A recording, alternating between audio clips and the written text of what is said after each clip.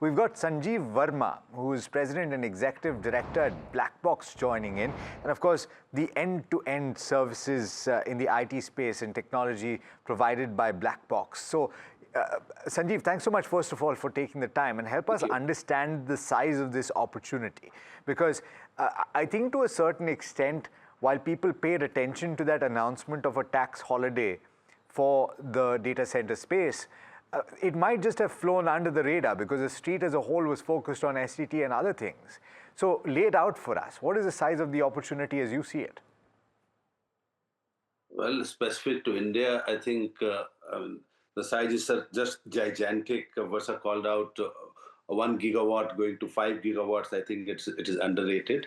Even 10, 15 would not be enough from that perspective. Am I audible?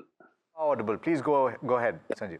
Yeah, so I think the way to look at it overall, I think the economy today runs on digital infrastructure, be it from our entire lifestyle, from digital payments to ride-hailing to streaming to remote workplace, everything. So I think consider our data center to be the factory of today, the factory of digital age, right? I think the overall consumption capacity for India, or from a data center perspective, I think we've not even started to fathom. And I think it runs into tens of billions of dollars. If you just look from a perspective of the scale of 1 to 5 gigawatts, each gigawatt of data center would require $6-7 billion by Indian context. So we're talking about, if you look 10 gigawatts, 60, 70, $80 billion worth of capital expenditure. It's a game changer with respect to the budget for this year, for not only for global cloud providers, but also for Indian-based investors as well. India, for that matter, would become not only a sovereign, from a sovereign perspective, serving its own nation, own 1.4 billion people, but an AI global hub.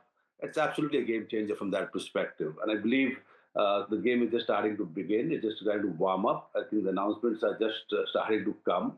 And I think from BlackBox perspective, we largely play in the network infrastructure space. So if you can't connect, you can't network, you can't experience, right? You imagine going to an airport at the DigiYatra, you get your thing captured and the gate isn't open because the inference didn't happen as well.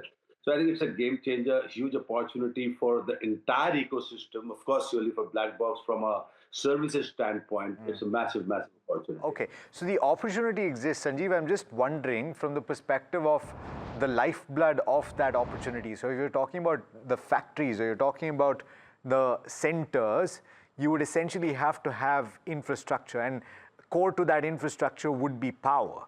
Do you think that and availability of power is going to be the biggest challenge of setting up this global base for data centers in India? No, of course, I think it requires massive power. We are talking about power in not only gigawatts, but multitudes of gigawatts.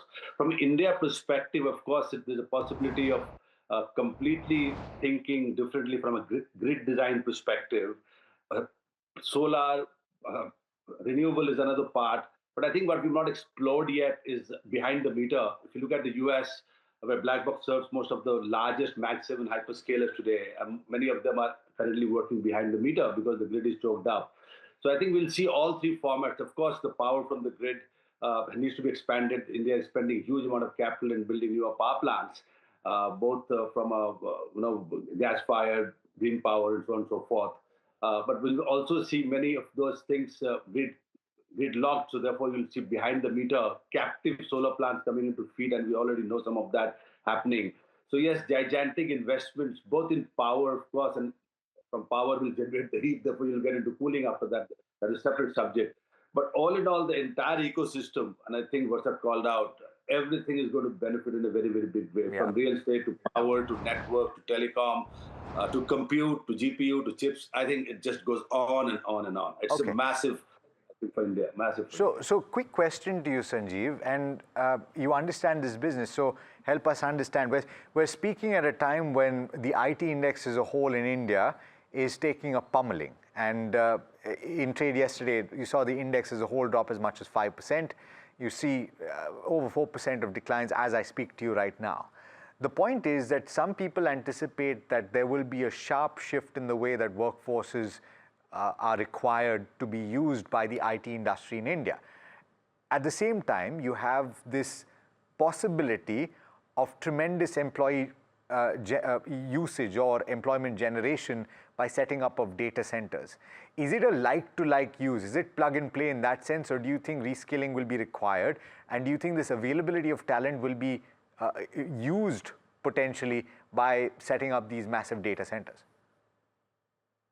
Okay, so two ways to look at it. Of course, this is disruptive. This is not a technical shift, it's a structural shift.